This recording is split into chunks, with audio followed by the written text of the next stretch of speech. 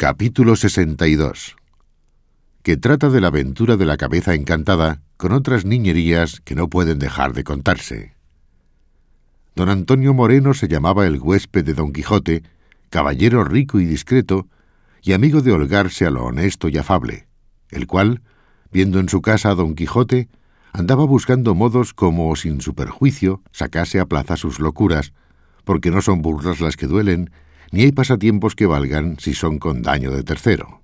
Lo primero que hizo fue hacer desarmar a Don Quijote y sacarle a vistas con aquel su estrecho y acamuzado vestido, como ya otras veces le hemos descrito y pintado, a un balcón que salía a una calle de las más principales de la ciudad, a vista de las gentes y de los muchachos, que como a mona le miraban. Corrieron de nuevo delante de él los de las libreas, como si para él solo, no para alegrar aquel festivo día, se las hubieran puesto, y Sancho estaba contentísimo por parecerle que se había hallado sin saber cómo ni cómo no otras bodas de Camacho, otra casa como la de don Diego de Miranda y otro castillo como el del duque. Comieron aquel día con don Antonio algunos de sus amigos, honrando todos y tratando a don Quijote como a caballero andante, de lo cual hueco y pomposo no cabía en sí de contento. Los donaires de Sancho fueron tantos que de su boca andaban como colgados todos los criados de casa y todos cuantos le oían. Estando a la mesa dijo don Antonio a Sancho: «Acá tenemos noticia, buen Sancho, que sois tan amigo de manjar blanco y de albondiguillas, que si os sobran las guardáis en el seno para el otro día». «No, señor, no es así», respondió Sancho, «porque tengo más de limpio que de goloso, y mi señor don Quijote, que está delante, sabe bien que con un puño de bellotas o de nueces nos solemos pasar entrambos 8 días. Verdad es que, si tal vez me sucede que me den la vaquilla, corro con la soguilla. Quiero decir que como lo que me dan, y uso de los tiempos como los hallo. Y quien quiera que hubiere dicho que yo soy comedor aventajado y no limpio, téngase por dicho que no acierta, y de otra manera dijera esto si no mirara a las barbas honradas que están a la mesa». «Por cierto», dijo don Quijote, «que la parsimonia y limpieza con que Sancho come se puede escribir y grabar en láminas de bronce para que quede en memoria eterna en los siglos venideros. Verdad es que cuando él tiene hambre parece algo tragón, porque come apriesa y masca a 2 carrillos, pero la limpieza siempre la tiene en su punto, y en el tiempo que fue gobernador aprendió a comer a lo melindroso, tanto que comía con tenedor las uvas y aun los granos de la granada». «¿Cómo?», dijo don Antonio, «¿gobernador ha sido Sancho?». «Sí», respondió Sancho, «y de una ínsula llamada la Barataria. 10 días la goberné a pedir de boca. En ellos perdí el sosiego y aprendí a despreciar todos los gobiernos del mundo. Salí huyendo de ella, caí en una cueva donde me tuve por muerto, de la cual salí vivo por milagro». Contó don Quijote por menudo todo el suceso del gobierno de Sancho, con que dio gran gusto a los oyentes. Levantados los manteles, y tomando don Antonio por la mano a don Quijote, se entró con él en un apartado aposento, en el cual no había otra cosa de adorno que una mesa, al parecer de jaspe, que sobre un pie de lo mismo se sostenía, sobre el cual estaba puesta al modo de las cabezas de los emperadores romanos, de los pechos arriba, una que semejaba ser de bronce. Paseóse don Antonio con don Quijote por todo el aposento, rodeando muchas veces la mesa, después de lo cual dijo: «Ahora, señor don Quijote, que estoy enterado de que no nos oye y escucha alguno, y está cerrada la puerta, quiero contar a vuesa merced una de las más raras aventuras, o por mejor decir novedades, que imaginarse pueden, con condición que lo que a vuesa merced dijere lo ha de depositar en los últimos retretes del secreto». «Así lo juro», respondió don Quijote, «y aún le echaré una losa encima para más seguridad, porque quiero que sepa vuesa merced, señor don Antonio, que ya sabía su nombre, que está hablando con quien, aunque tiene oídos para oír, no tiene lengua para hablar. Así que con seguridad puede vuesa merced trasladar lo que tiene en su pecho en el mío, y hacer cuenta que lo ha arrojado en los abismos del silencio». «En fe de esa promesa», respondió don Antonio, «quiero poner a vuesa merced en admiración con lo que viere y oyere, y darme a mí algún alivio de la pena que me causa no tener con quien comunicar mis secretos, que no son para fiarse de todos». Suspenso estaba don Quijote esperando en qué habían de parar tantas prevenciones. En esto, tomándole la mano don Antonio, se la paseó por la cabeza de bronce y por toda la mesa, y por el pie de jaspe sobre que se sostenía. Y luego dijo: Esta cabeza, señor Don Quijote, ha sido hecha y fabricada por uno de los mayores encantadores y hechiceros que ha tenido el mundo, que creo era polaco de nación y discípulo del famoso Escotillo, de quien tantas maravillas se cuentan, el cual estuvo aquí en mi casa, y por precio de 1000 escudos que le di, labró esta cabeza, que tiene propiedad y virtud de responder a cuantas cosas al oído le preguntaren. Guardó rumbos, pintó caracteres, observó astros, miró puntos, y finalmente la sacó con la perfección que veremos mañana, porque los viernes está muda, y hoy que lo es, nos ha de hacer esperar hasta mañana. En este tiempo podrá vuesa merced prevenirse de lo que querrá preguntar, que por experiencia sé que dice verdad en cuanto responde. Admirado quedó Don Quijote de la virtud y propiedad de la cabeza, y estuvo por no creer a don Antonio, pero por ver cuán poco tiempo había para hacer la experiencia, no quiso decirle otra cosa sino que le agradecía el haberle descubierto tan gran secreto. Salieron del aposento, cerró la puerta don Antonio con llave, y fuéronse a la sala donde los demás caballeros estaban. En este tiempo les había contado Sancho muchas de las aventuras y sucesos que a su amo habían acontecido.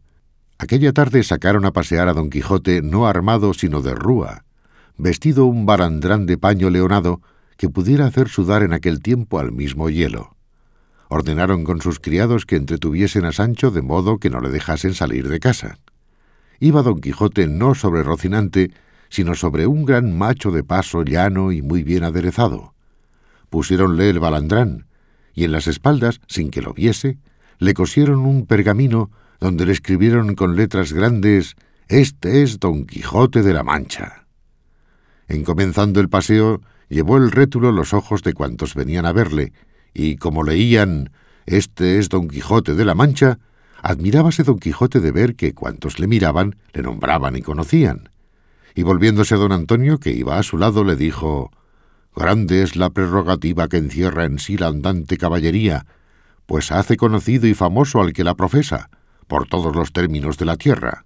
Si no, mire vuesa merced, señor don Antonio, que hasta los muchachos de esta ciudad, sin nunca haberme visto, me conocen». «Así es, señor Don Quijote», respondió don Antonio, «que así como el fuego no puede estar escondido y encerrado, la virtud no puede dejar de ser conocida, y la que se alcanza por la profesión de las armas resplandece y campea sobre todas las otras».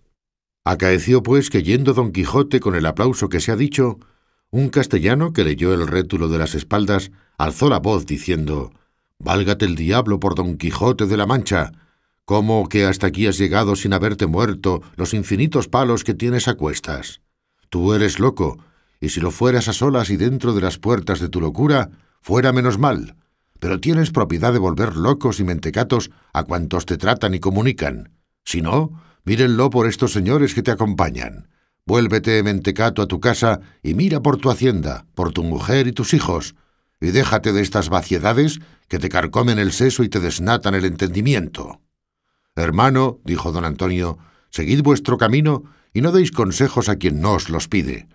El señor Don Quijote de la Mancha es muy cuerdo, y nosotros que le acompañamos no somos necios.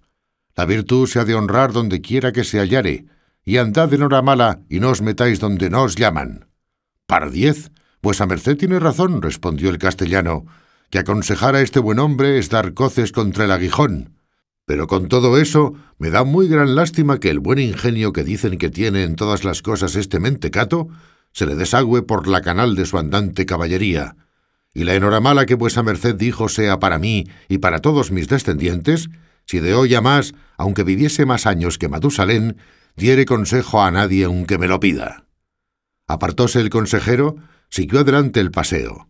Pero fue tanta la priesa que los muchachos y toda la gente tenía leyendo el rétulo que se le hubo de quitar don Antonio como que le quitaba otra cosa. Llegó la noche, volviéronse a casa, hubo sarao de damas, porque la mujer de don Antonio, que era una señora principal y alegre, hermosa y discreta, convidó a otras sus amigas a que viniesen a honrar a su huésped y a gustar de sus nunca vistas locuras. Vinieron algunas, cenóse espléndidamente y comenzóse el sarao casi a las 10 de la noche. Entre las damas había 2 de gusto pícaro y burlonas, y con ser muy honestas eran algo descompuestas, por dar lugar que las burlas alegrasen sin enfado. Estas dieron tanta priesa en sacar a danzar a Don Quijote que le molieron no solo el cuerpo, pero el ánima. Era cosa de ver la figura de Don Quijote, largo, tendido, flaco, amarillo, estrecho en el vestido, desairado y sobre todo no nada ligero. Requebrábanle como a hurto las damiselas, y él también como a hurto las desdeñaba. Pero viéndose apretar de requiebros, alzó la voz y dijo: «Fugite, partes adverse. Dejadme en mi sosiego, pensamientos malvenidos. Allá os avenid, señoras, con vuestros deseos, que la que es reina de los míos, la sin par Dulcinea del Toboso, no consiente que ningunos otros que los suyos me avasallen y rindan». Y diciendo esto, se sentó en mitad de la sala en el suelo, molido y quebrantado de tan bailador ejercicio. Hizo don Antonio que le llevasen en peso a su lecho, y el primero que asió de él fue Sancho, diciéndole: «Ahora en tal, señor nuestro amo, lo habéis bailado. ¿Pensáis que todos los valientes son danzadores y todos los andantes caballeros bailarines? Digo que, si lo pensáis, que estáis engañado. Hombre hay que se atreverá a matar a un gigante antes que hacer una cabriola. Si hubiérades de zapatear, yo supiera vuestra falta, que zapateo como un girifalte, pero en lo del danzar no doy puntada». Con estas y otras razones dio que reír Sancho a los del sarao, y dio con su amo en la cama, arropándole para que sudase la frialdad de su baile. Otro día le pareció a don Antonio ser bien hacer la experiencia de la cabeza encantada, y con Don Quijote, Sancho y otros dos amigos, con las dos señoras que habían molido a Don Quijote en el baile, que aquella propia noche se habían quedado con la mujer de don Antonio, se encerró en la estancia donde estaba la cabeza. Contóles la propiedad que tenía, encargóles el secreto y díjoles que aquel era el primero día donde se había de probar la virtud de la tal cabeza encantada. Y si no eran los dos amigos de don Antonio, ninguna otra persona sabía el busiris del encanto. Y aun si don Antonio no se lo hubiera descubierto primero a sus amigos, también ellos cayeran en la admiración en que los demás cayeron, sin ser posible otra cosa. Con tal traza y tal orden estaba fabricada. El primero que se llegó al oído de la cabeza fue el mismo don Antonio, y díjole en voz sumisa, pero no tanto que de todos no fuese entendida: «Dime, cabeza, por la virtud que en ti se encierra, ¿qué pensamientos tengo yo ahora?». Y la cabeza le respondió sin mover los labios, con voz clara y distinta, de modo que fue de todos entendida esta razón: «Yo no juzgo de pensamientos». Oyendo lo cual, todos quedaron atónitos, y más viendo que en todo el aposento ni alrededor de la mesa no había persona humana que responder pudiese. «¿Cuántos estamos aquí?», tornó a preguntar don Antonio. Y fuere respondido por el propio tenor paso: «Estáis tú y tu mujer, con dos amigos tuyos, y dos amigas d'ella, y un caballero famoso llamado Don Quijote de la Mancha, y un su escudero que Sancho Panza tiene por nombre». Aquí sí que fue el admirarse de nuevo, aquí sí que fue el erizarse los cabellos a todos, de puro espanto. Y apartándose don Antonio de la cabeza, dijo: «Esto me basta para darme a entender que no fui engañado del que te me vendió. Cabeza sabia, cabeza habladora, cabeza respondona y admirable cabeza. Llegue otro y pregúntele lo que quisiere». Y como las mujeres de ordinario son presurosas y amigas de saber, la primera que se llegó fue una de las dos amigas de la mujer de don Antonio, y lo que le preguntó fue: «Dime, cabeza, ¿qué haré yo para ser muy hermosa?». Y fuele respondido: «Sé muy honesta». «No te pregunto más», dijo la preguntanta. Llegó luego la compañera y dijo: «Querría saber, cabeza, si mi marido me quiere bien o no». Y respondiéronle: «Mira las obras que te hace y echarlo has de ver». Apartóse la casada, diciendo: «Esta respuesta no tenía necesidad de pregunta, porque en efecto las obras que se hacen declaran la voluntad que tiene el que las hace». Luego llegó uno de los dos amigos de don Antonio y preguntóle: «¿Quién soy yo?». Y fue respondido: «Tú lo sabes». «No te pregunto eso», respondió el caballero, «sino que me digas si me conoces tú». «Sí, conozco», le respondieron, «que eres don Pedro Noriz». «No quiero saber más, puesto esto basta para entender, oh cabeza, que lo sabes todo». Y apartándose llegó el otro amigo y preguntóle: «Dime, cabeza, ¿qué deseos tiene mi hijo el mayorazgo?». «Ya yo he dicho», le respondieron, «que yo no juzgo de deseos, pero con todo eso te sé decir que los que tu hijo tiene son de enterrarte». Eso es, dijo el caballero, lo que veo por los ojos con el dedo lo señalo, y no pregunto más. Llegóse la mujer de don Antonio y dijo: «Yo no sé, cabeza, qué preguntarte, solo querría saber de ti si gozaré muchos años de buen marido». Y respondiéronle: «Sí gozarás, porque su salud y su templanza en el vivir prometen muchos años de vida, la cual muchos suelen acortar por su destemplanza». Llegóse luego don Quijote y dijo: «Dime tú, el que respondes, ¿fue verdad o fue sueño lo que yo cuento que me pasó en la cueva de Montesinos? ¿Serán ciertos los azotes de Sancho, mi escudero? ¿Tendrá efecto el desencanto de Dulcinea?». A lo de la cueva respondieron: «Hay mucho que decir, de todo tiene. Los azotes de Sancho irán de espacio, el desencanto de Dulcinea llegará a la debida ejecución». «No quiero saber más», dijo don Quijote, «que como yo vea a Dulcinea desencantada, haré cuenta que vienen de golpe todas las aventuras que acertare a desear». El último preguntante fue Sancho, y lo que preguntó fue: «¿Por ventura, cabeza, tendré yo otro gobierno?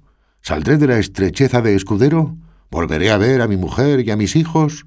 A lo que respondieron: «Gobernarás en tu casa, y si vuelves a ella, verás a tu mujer y a tus hijos, y dejando de servir, dejarás de ser escudero». «Bueno, par Dios», dijo Sancho Panza, «esto yo me lo dijera, no dijera más el profeta Perogrullo». «Bestia», dijo don Quijote, «¿qué quieres que te respondan? ¿No basta que las respuestas que esta cabeza ha dado correspondan a lo que se le pregunta?». «Sí, basta», respondió Sancho, «pero quisiera yo que se declarara más y me dijera más».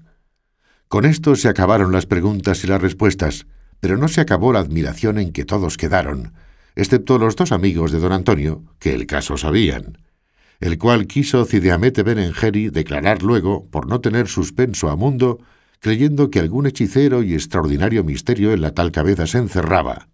Y así dice que don Antonio Moreno, a imitación de otra cabeza que vio en Madrid fabricada por un estampero, hizo ésta en su casa para entretenerse y suspender a los ignorantes, y la fábrica era de esta suerte. La tabla de la mesa era de palo, pintada y barnizada como jaspe, y el pie sobre el que se sostenía era de lo mismo, con 4 garras de águila que de él salían para mayor firmeza del peso. La cabeza, que parecía medalla y figura de emperador romano y de color de bronce, estaba toda hueca, y ni más ni menos la tabla de la mesa en que se encajaba tan justamente que ninguna señal de juntura se parecía. El pie de la tabla era asimismo hueco, que respondía a la garganta y pechos de la cabeza, y todo esto venía a responder a otro aposento que debajo de la estancia de la cabeza estaba. Por todo este hueco de pie, mesa, garganta y pechos de la medalla y figura referida, se encaminaba un cañón de hoja de lata muy justo, que de nadie podía ser visto. En el aposento de abajo, correspondiente al de arriba, se ponía el que había de responder, pegada a la boca con el mismo cañón, de modo que, a modo de cerbatana, iba la voz de arriba a abajo y de abajo a arriba, en palabras articuladas y claras, y de esta manera no era posible conocer el embuste. Un sobrino de don Antonio, estudiante agudo y discreto, fue el respondiente, el cual, estando avisado de su señor tío de los que habían de entrar con él en aquel día en el aposento de la cabeza, le fue fácil responder con presteza y puntualidad a la primera pregunta. A las demás respondió por conjeturas y como discreto, discretamente. Y dice más Cide Hamete, que hasta 10 o 12 días duró esta maravillosa máquina, pero que divulgándose por la ciudad que don Antonio tenía en su casa una cabeza encantada, que a cuantos le preguntaban respondía, temiendo no llegase a los oídos de las despiertas centinelas de nuestra fe, habiendo declarado el caso a los señores inquisidores, le mandaron que la deshiciese, y no pasase más adelante, porque el vulgo ignorante no se escandalizase. Pero en la opinión de don Quijote y de Sancho Panza, la cabeza quedó por encantada y por respondona, más a satisfacción de don Quijote que de Sancho. Los caballeros de la ciudad, por complacer a don Antonio y por agasajar a don Quijote y dar lugar a que descubriese sus sandeces, ordenaron de correr sortija de allí a 6 días, que no tuvo efecto por la ocasión que se dirá más adelante. Diole gana a don Quijote de pasear la ciudad a la llana y a pie, temiendo que si iba a caballo le habían de perseguir los muchachos, y así él y Sancho, con otros 2 criados que don Antonio le dio, salieron a pasearse. Sucedió, pues, que yendo por una calle, alzó los ojos don Quijote y vio escrito sobre una puerta con letras muy grandes: «Aquí se imprimen libros», de lo que se contentó mucho, porque hasta entonces no había visto emprenta alguna y deseaba saber cómo fuese. Entró dentro con todo su acompañamiento y vio tirar en una parte, corregir en otra, componer en esta, enmendar en aquella, y finalmente toda aquella máquina que en las emprentas grandes se muestra. Llegábase don Quijote a un cajón y preguntaba qué era aquello que allí se hacía. Dábanle cuenta los oficiales, admirábase y pasaba adelante. Llegó en otras a uno y preguntóle qué era lo que hacía. El oficial le respondió: «Señor, este caballero que aquí está», y enseñóle a un hombre de muy buen talle y parecer y de alguna gravedad, «ha traducido un libro toscano en nuestra lengua castellana, y estoyle yo componiendo para darle a la estampa». «¿Qué título tiene el libro?», preguntó don Quijote. A lo que el autor respondió: «Señor, el libro en toscano se llama Le Bagatelle». «¿Y qué responde Le Bagatelle en nuestro castellano?», preguntó don Quijote. «Le Bagatelle», dijo el autor, «es como si en castellano dijésemos los juguetes, y aunque este libro es en el nombre humilde, contiene y encierra en sí cosas muy buenas y sustanciales. Yo», dijo don Quijote, «sé algún tanto del toscano, y me precio de cantar algunas estancias del Ariosto. Pero dígame vuesa merced, señor mío, y no digo esto porque quiero examinar el ingenio de vuesa merced, sino por curiosidad no más, ¿ha hallado en su escritura alguna vez nombrar piñata?». «Sí, muchas veces», respondió el autor. «¿Y cómo la traduce vuesa merced en castellano?», preguntó don Quijote. «¿Cómo la había de traducir?», replicó el autor, sino diciendo olla». «Cuerpo de tal», dijo don Quijote, «y qué adelante está vuesa merced en el toscano idioma. Yo apostaré una buena apuesta que a donde diga en el toscano piache, dice vuesa merced en el castellano place, y a donde diga piú, dice más, y el su declara con arriba y el yu con abajo». «Sí declaro, por cierto», dijo el autor, «porque esas son sus propias correspondencias». «Osaré yo jurar», dijo don Quijote, «que no es vuesa merced conocido en el mundo, enemigo siempre de premiar los floridos ingenios ni los loables trabajos. ¿Qué de habilidades hay perdidas por ahí? ¿Qué de ingenios arrinconados? ¿Qué de virtudes menospreciadas? Pero con todo esto, me parece que el traducir de una lengua en otra, como no sea de las reinas de las lenguas, griega y latina, es como quien mira los tapices flamencos por el revés, que aunque se ven las figuras, son llenas de hilos que las escurecen, y no se ven con la lisura y tez de la haz. Y el traducir de lenguas fáciles ni arguye ingenio ni elocución, como no le arguye el que traslada ni el que copia un papel de otro papel. Y no por esto quiero inferir que no sea loable este ejercicio del traducir, porque en otras cosas peores se podía ocupar el hombre, y que menos provecho le trujesen. Fuera de esta cuenta van los dos famosos traductores, el uno el doctor Cristóbal de Figueroa en su Pastor Fido, y el otro don Juan de Jáuregui en su Aminta, donde felizmente ponen en duda cuál es la traducción o cuál el original. Pero dígame vuesa merced, ¿este libro imprímese por su cuenta o tiene ya vendido el privilegio a algún librero?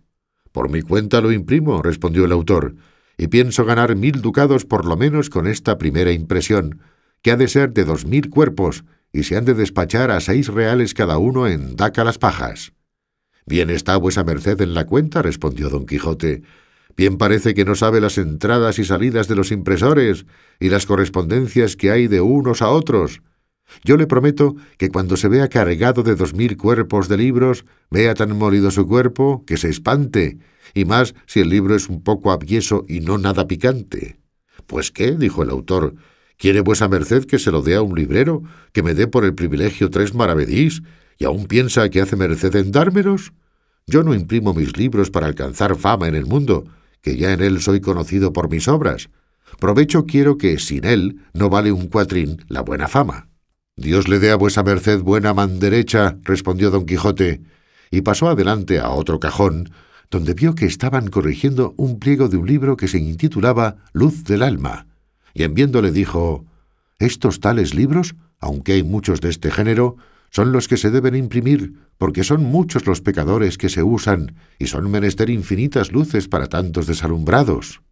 Pasó adelante y vio que, asimismo, estaban corrigiendo otro libro, y preguntando su título le respondieron que se llamaba La segunda parte del ingenioso hidalgo Don Quijote de la Mancha, compuesta por un tal vecino de Tordesillas. «Ya yo tengo noticia de este libro», dijo Don Quijote, «y en verdad y en mi conciencia que pensé que ya estaba quemado y hecho polvo por impertinente. Pero su San Martín se le llegará como a cada puerco, que las historias fingidas tanto tienen de buenas y de deleitables, cuanto se llegan a la verdad o a la semejanza de ella, y las verdaderas tanto son mejores, cuanto son más verdaderas». Y diciendo esto, con muestras de algún despecho, se salió de la imprenta, y aquel mismo día ordenó don Antonio de llevarle a ver las galeras que en la playa estaban, de que Sancho se regocijó mucho a causa que en su vida las había visto. Avisó don Antonio al cuatralbo de las galeras cómo aquella tarde había de llevar a verlas a su huésped el famoso Don Quijote de la Mancha, de quien ya el cuatralbo y todos los vecinos de la ciudad tenían noticia, y lo que le sucedió en ellas se dirá en el siguiente capítulo.